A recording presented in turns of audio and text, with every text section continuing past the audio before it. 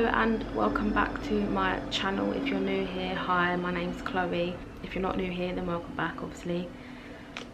I am going to, as you can tell by the title, be speaking about mental health and suicide awareness, because it is Suicide Awareness Month, and this week specifically it is Suicide Awareness Week. And although I've not had to deal with suicide personally, it is something that I feel very deeply about, because I myself have felt low before in my life, to a point where I've considered taking my own life. I have actually tried to take my own life at one point. I've never told anyone that, but I have, and it's a really hard thing to deal with, and it's important that more people are aware.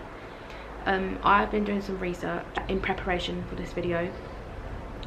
I am going to be speaking about, obviously, suicide, so trigger warning. If you are sensitive, please don't watch this. I would hate to trigger anyone, but for anyone who's trying to inform themselves or get a better understanding, please keep watching, because it's really important. I think it's really important that more people are aware about suicide. I know most people think they won't experience mental health issues, they think they'll never experience a suicide personally, but then when it does happen, they really do wish they could turn time back. And that is why I want to just bring awareness as best as I can. The first thing I want to start off with is, globally, around 800,000 people every year die from suicide, which is a very large number. I know a lot of people die each year, but that's a large number for suicide. And that's globally. From here out, I'm going to be talking about statistics in the UK, because I am from the UK and these ones are the most relevant. These pieces of information are most relevant to me and the people around me. In 2018, there were 6,507 suicides. 4,903 of those suicides were men. So 3/4 of those suicides were men. I know there's a big stigma with men to, you know, you've got to be manly, you've got to man up, stop being a big girl's blouse. How many times have we heard those things? But those sort of things need to stop being said, because they clearly are taking a toll on men, and men feel like they can't speak out about their feelings, and that is something that's really got to end. In 2018, there were 686 more deaths than there was the year before. So in 2017, that's a significant rise. That's an 11.8% increase in suicides, which is a drastic number. And sadly, it seems it's going to just keep rising, because we just don't have the facilities here in the UK to deal with such issues. Our government is not putting the funding in the right places.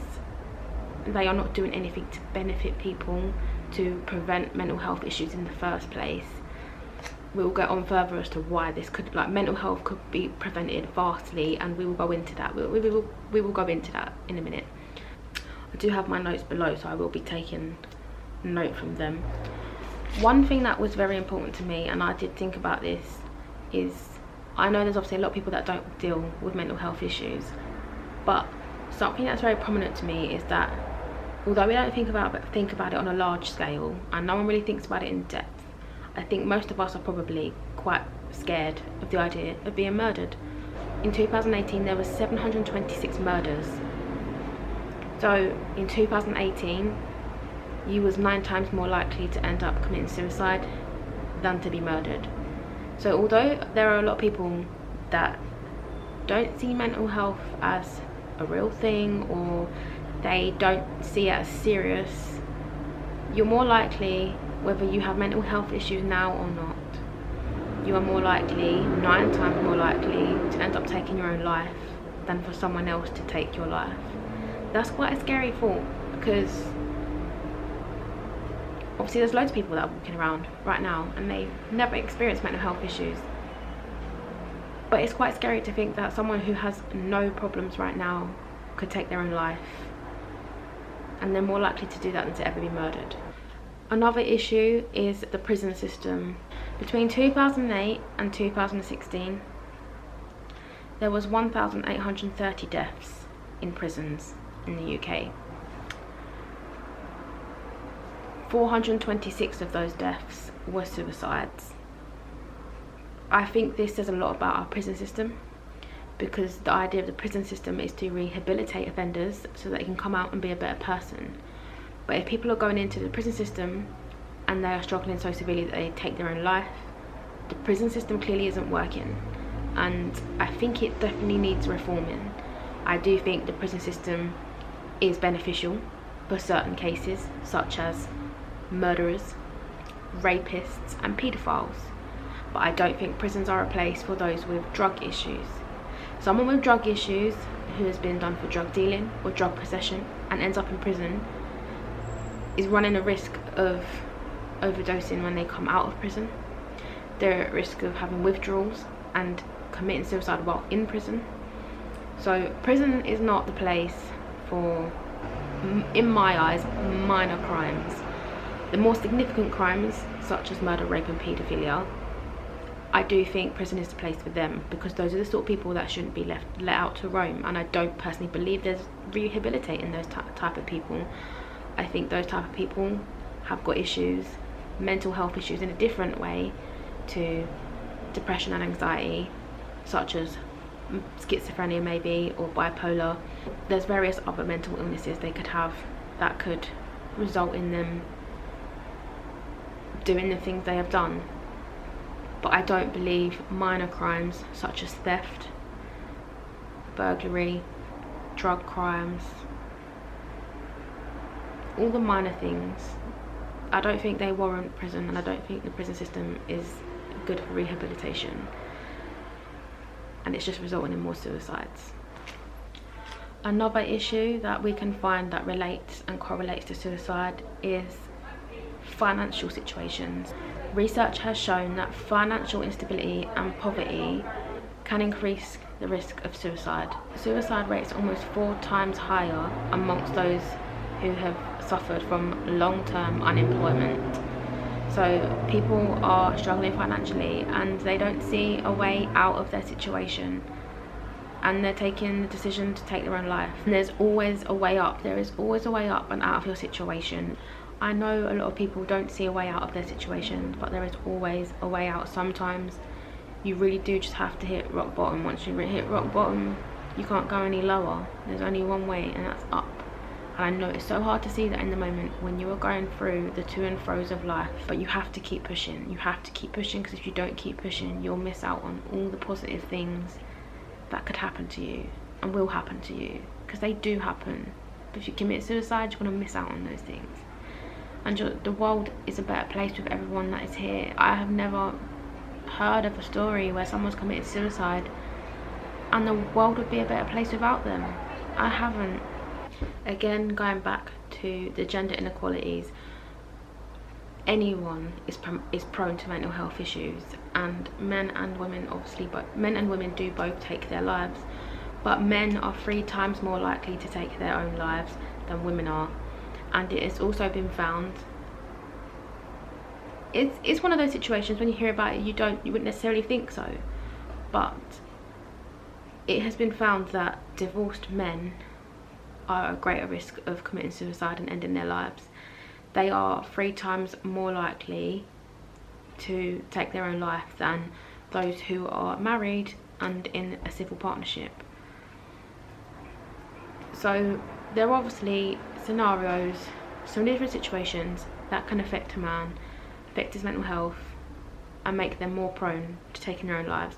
And we as people need to do our best to show men that we're here for them. I know there is a big discrepancy about, and I myself can say, hold my hands up and say, I've said this before and it's true, men are trash. Men can be trash, and as much as we need to hold men accountable, we need to make sure that we are going about it the right way. There is obviously underlying issues as to why men behave and act the way they do, and obviously it's not our jobs, I know we sit here and it's not our jobs to fix a man, but it is our jobs as people to be there for one another and to support one another and make sure that someone is not in a low point in their life that they want to take their own life. We as people have to look out for one another, because although we need our government to pull their finger out and do better in terms of mental health funding, therapists, counselling, there's so much work our government needs to do. They need a big overhaul, and we can keep asking our government for this, but they're not giving it to us, and we don't know when they will give it to us, and we don't know if they will give it to us. So we as people need to do our best to be there for one another. And I know that it's hard to view things in such a black and white frame, but we really do need to, as people, just be there for one another and try to get a better understanding of why people do the things they do, because you never know what someone's going through. You just don't. It's very hard for people to open up. I know myself, I've been there, and I have found it really hard to open up. Another significant factor when it comes to suicide rates: carers, people who work in the arts, and those who are low skilled workers. I don't like that term because it's not low skilled. I don't know why they call it that. It's just manual skilled. It's just manual labour. I find that manual labour jobs seem to be the ones that are labelled low skilled, but they are ones that require the most hard work. Like, no, do they require as much brain power? Perhaps not, but they require a lot of physical labour, and I know it's tiring. I know it's tiring because I have a lot of people in my family who are low skilled workers. I do not believe that manual jobs should be labelled as low skilled workers. It's offensive, it's disgusting, and no one should be labelled low skilled for the job they do, because every job is beneficial to the world, because if it wasn't beneficial to the world, it wouldn't even be a job in the first place, would it? It has been found that men who work manual skilled jobs, manual labour jobs, are at greater risk of suicide, along with women who work as nurses or work in a nursery or as primary school teachers. They are the categories of careers where people are most prone to committing suicide. These are obviously jobs that have a deep effect on people. They may be labelled as low skilled, but they take a lot of willpower, strength, and a lot of mental power, because they are hard working. And we all know when you're tired, you just want to stop. So you've got to have that mental willpower to keep pushing through to get the job done. It obviously takes a toll on these people, and that is why they're at great risk of suicide. We have really got to look out for one another. We really do. Lastly, something else that I wish to discuss: being a mum myself, I've never experienced postnatal depression, and I am so lucky I have never experienced that. I have personally suffered and still suffer with anxiety, and I do have periods where I have depressive episodes, but as a whole I've never ever experienced postnatal depression, and I'm so lucky, and I know how lucky I am that I've never experienced that, because everyone knows that when you have a baby, it's supposed to be a joyous time in your life, it's supposed to be at your highest, and unfortunately it's not that way for some women. They take the opposite end, and it's not by a choice. They don't want to be that way, but they do end up that way. 10 to 15 in every 100 women will suffer with postnatal depression. Most women will be fine, and they will manage to deal with the postnatal depression themselves within 3 to 6 months. But 1 in 4 women do not experience that. 1 in 4 women end up having postnatal depression all the way up until their child is 1 year old and beyond. It is so important as a mum to reach out, whether it's with a family member, a friend, your health visitor, a midwife, anyone that you can reach out to. Is so important to speak out and speak to someone out, because if you don't speak out, it will have a large effect on your home life, your relationship, and unfortunately it can hinder your baby's progress as they're developing. And obviously, postnatal depression or not, you want what's best for your baby. You want what's best for your baby, and so it's so important to take care of yourself, because in order to if you take care of yourself, taking care of your baby will be easy. It is so hard. I know this as a mum. Again, I've never suffered with postnatal depression, But again, I have had depressive episodes where I found that just being a stay-at-home mum, just life gets on top of you. You don't have to be a stay-at-home mum, just being a mum, just being a parent in general. There are so many factors that can boil down and make a person think, do you know what, I'm so tired of life, I don't want to be here anymore. The financial strain. Again, our government needs to pull their finger out. They need to up the minimum wage. People are struggling. They can't afford to pay their rent. No, they can't afford to pay their bills. They've now scrapped the free travel in London for teenagers. We used to have the Oyster card, don't have that anymore. Parents are now struggling with that as an added cost. Our government needs to pull their finger out in terms of finances. I know myself, I have felt very low when we have had financial issues. I have never felt so low that I would consider taking my own life, but I can completely understand why someone who is perhaps single and has no children would think to take their life. Because when you're at your lowest and you don't really have much, you are going to sit and think to yourself, what do I have to live for? And it's terrible that we think that. It's terrible that as people we can think these things, because we have so much to live for. There's a whole world out there, and it's so silly, but it's crazy how one person can really make a difference to you. I know for me, there's a little old lady, and I would see her most mornings and afternoons when I was taking Ted to school. Obviously with coronavirus, I hadn't seen her in months. I happened to see her the other day, and it was just so nice to see her and just see how she was. You don't realise the impact you're making on people's lives. Like, I don't interact with a lot of people in my day. You know, I'm a stay-at-home mum. I don't interact with people a lot in my day. At best, I interact with people when I'm at the shops. But this little old lady, she doesn't realise that I appreciate having her to just chat to every now and then, and obviously I've sort of got a friendship with her now, and I'm like, I wonder how she is. Like, I wonder how she is. I wonder how Mariam is. I wonder how she is. And she probably wouldn't think that. She probably would never sit and think, oh, like if she ever felt low, she probably wouldn't think, oh, I've made an impact to her. But she has. I like seeing her. I like seeing how she is.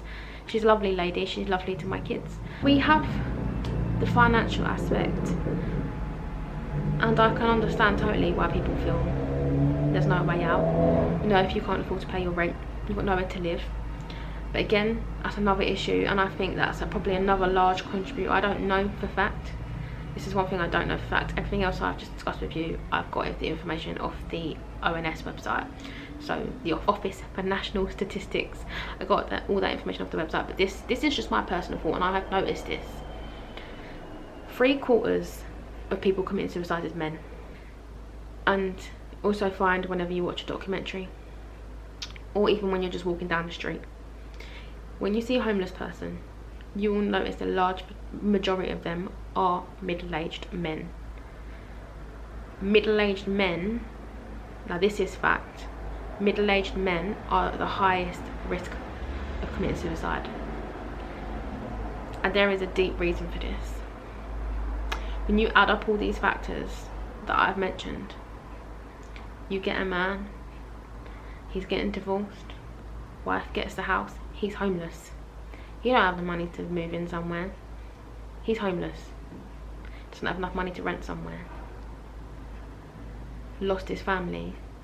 He's not lost his kids, but he feels like he's lost his family because he's not living as a family unit anymore. They are contributing factors. And the hardest thing is that these men don't feel they have anywhere to turn to. People can do things that can hurt you, but I think it's very important to try to understand why they've done what they've done that has hurt you. Because there is a reason for everything, and I think it's very important to be empathetic or sympathetic of someone's situation. I think it's very important. Initially, you're thinking of yourself and how things have hurt you, and as hard as that is to deal with, everything's not about how you feel. It's not always about how you feel. It is about how they feel too. Like I said, we can ask our government to do everything they need to do, but that doesn't mean they're going to do it. So we have to do the next best thing, which is to look out for one another.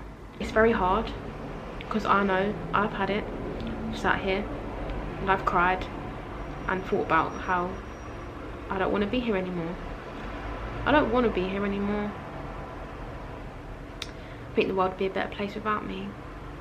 I don't bring anything significant to the world. What's the point of me being here? I thought that before. But then I sit back and I think, do you know what? Even if people didn't miss me, I want to make my mark in this world. I want to make my mark in this world. Because even if people aren't proud of me, I want to be proud of myself. And that is what's most important. The only opinion that matters about you is you. That's why you got to make sure that your opinion of yourself is a good one.